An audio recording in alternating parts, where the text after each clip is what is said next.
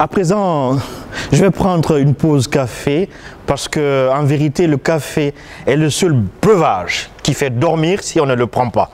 Merci bien, Marianne. C'est tout ce que je veux, mon charron. Papa et maman comptent sur moi, je dois me faire des souhaits. Trop de problèmes. Les idées fleurissent plus vite dans un café que dans un lit.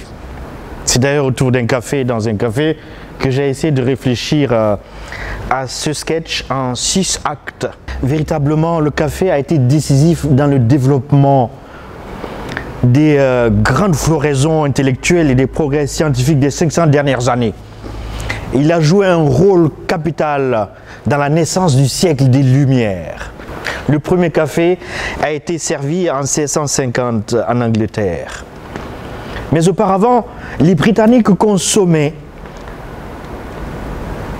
le matin déjà de l'alcool. À midi, ils consommaient du vin. Et le soir, ils consommaient du gin.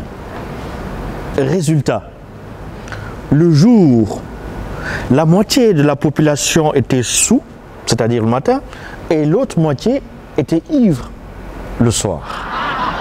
L'alcool était le breuvage national, parce qu'il n'y avait pas d'eau potable. Mais le jour où l'Europe est passée au café, l'assimilation fut immédiate. L'imagination a pris le pouvoir. Les inventions se sont enchaînées. La machine à écrire, l'imprimerie, l'avion, l'automobile, l'horloge, le téléphone, le rugby, le football. Mesdames et messieurs, je ne tiens que grâce au café, un peu à l'image de Balzac et de Voltaire. Paye mon loyer, je connais pas l'amour, moi je vise là-haut.